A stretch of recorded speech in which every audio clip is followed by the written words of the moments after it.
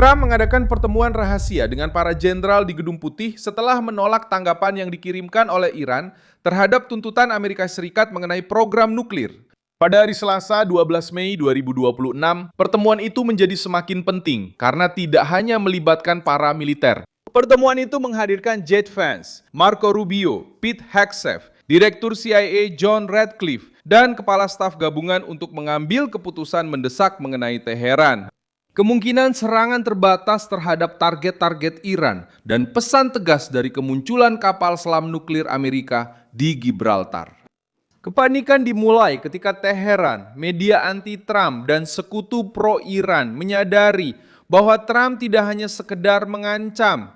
Dia sedang mengumpulkan inti militer Amerika Serikat untuk mempersiapkan langkah selanjutnya melawan kediktatoran Iran. Saya akan segera menceritakan semuanya kepada Anda. Tapi sekarang Anda pasti ingin berlangganan saluran ini agar tetap mendapatkan informasi terbaru.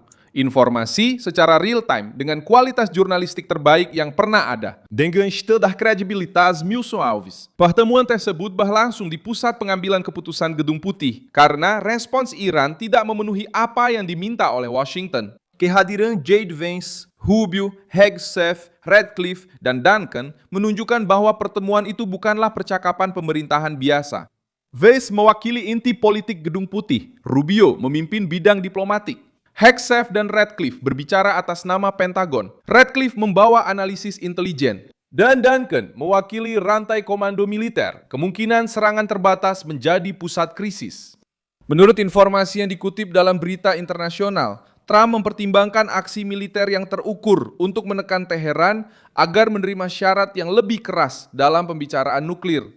Idenya bukan untuk mengumumkan perang besar-besaran, tetapi menyerang target-target tertentu, meningkatkan biaya perlawanan Iran, dan memperjelas bahwa Gedung Putih akan menerima proposal yang penuh tuntutan terhadap Amerika Serikat selama program nuklir tetap menjadi ancaman. Kehadiran kapal selam rudal balistik Amerika di Gibraltar menambah tekanan diam-diam pada pertemuan itu.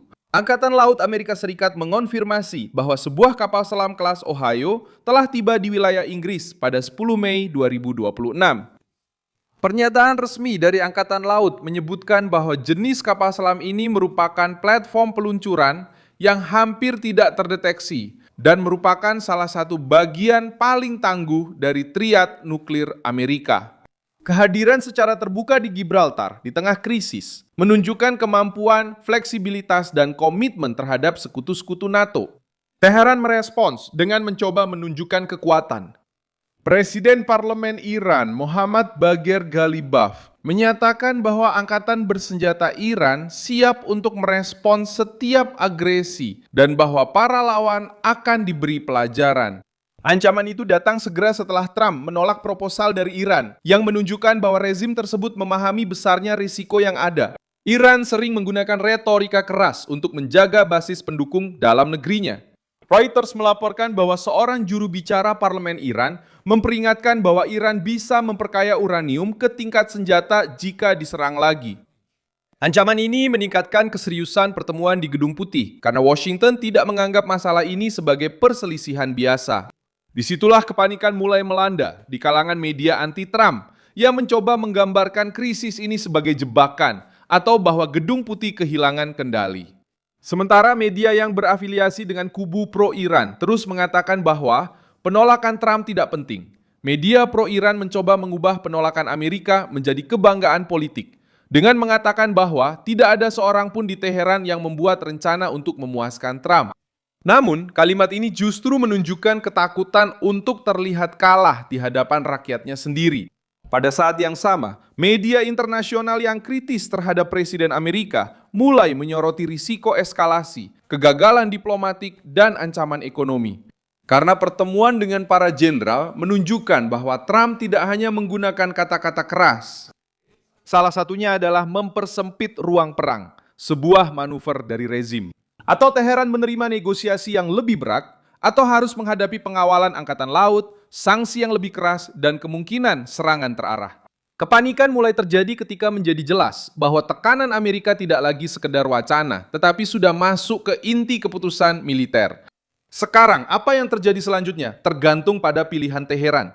Jika Iran bersikeras pada tuntutan maksimal, mengancam untuk memperkaya uranium ke tingkat yang lebih berbahaya, dan terus menekan Selat Hormuz, Gedung Putih bisa beralih ke pengawalan angkatan laut yang lebih agresif.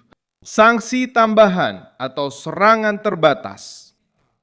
Dalam sejarah Amerika Serikat, pertemuan tertutup di saat ancaman nuklir seringkali mendahului keputusan yang mengubah arah dan jalannya krisis. Pada Oktober 1962, John Kennedy mengumpulkan para penasihat utamanya selama krisis rudal di Kuba, setelah Amerika Serikat menemukan fasilitas Soviet di dekat Florida. Opsi-opsi yang dibahas termasuk serangan udara, invasi, dan karantina laut. Kennedy memilih mengepung Kuba dengan kapal, mencegah kedatangan lebih banyak material militer Soviet, dan menuntut penarikan rudal-rudal tersebut. Uni Soviet mencoba mengukur kekuatan, tetapi akhirnya mundur di bawah tekanan Amerika, menarik rudal-rudal dari Kuba, dan menghindari konfrontasi langsung. Peristiwa ini dikenang sebagai kemenangan strategis Amerika Serikat karena Washington menunjukkan ketegasan, menahan Moskow di dekat wilayahnya, dan memaksa lawannya untuk mundur tanpa perlu mengubah krisis menjadi perang terbuka. Ketika Washington mengumpulkan presiden, militer, dan intelijen di hadapan ancaman nuklir, pembicaraannya bukan sandiwara, melainkan persiapan untuk memaksa lawan memilih antara mundur atau konfrontasi. Mulai sekarang, ada 3 jalan yang tersedia. Yang pertama adalah negosiasi keras, dengan Iran menerima batasan nyata pada program nuklirnya dan pengurangan ketegangan maritim. Yang kedua adalah pengawalan laut yang lebih intens, dengan Angkatan Laut Amerika memastikan jalur kapal dagang dan mengurangi kekuatan intimidasi Iran. Yang ketiga adalah serangan selektif, yang digunakan jika Trump menyimpulkan bahwa Teheran menolak tekanan dan memutuskan untuk terus meningkatkan eskalasi. Tidak ada dari jalur ini yang sederhana, tetapi semuanya menunjukkan bahwa pertemuan rahasia itu bukan sekedar formalitas. Titik paling sensitif bagi Iran adalah bahwa Trump telah mengeluarkan krisis dari wilayah di mana Teheran biasanya merasa nyaman. Rezim tersebut suka dengan pernyataan panjang, proposal yang penuh tuntutan, ancaman tidak langsung, dan pengendalian waktu. Bagi sebuah kediktatoran yang bergantung pada penampilan kekuatan, dipaksa untuk mengukur setiap langkah di hadapan para jenderal Amerika sudah merupakan pukulan politik. Langkah selanjutnya bisa datang melalui diplomasi, lewat laut, atau melalui aksi militer terbatas. Teheran tahu bahwa kesalahan apapun bisa mempercepat respon Amerika. Sekutu-sekutu Amerika Serikat mengikuti krisis ini karena mereka membutuhkan jalur yang terbuka, energi yang stabil, dan pengendalian nuklir. Dan media anti-Trump mencoba mengurangi bobot pertemuan itu karena mereka memahami dampak politik dari pertemuan tersebut. Trump muncul memimpin krisis, bukan lari darinya. Mulai dari sini, Iran tidak hanya menghadapi tuntutan di atas kertas. Iran menghadapi keputusan yang telah dipersiapkan di pusat kekuasaan Amerika. Saya Milson Alves, seorang internasionalis, dan tujuan saya adalah membuat Anda tetap terinformasi dengan kebenaran setiap hari. Tautan berita ada di deskripsi video. Beri like pada video ini, subscribe ke channel, dan di akhir lihat komentar agar Anda bisa lebih terlibat dengan komunitas Milson Alves.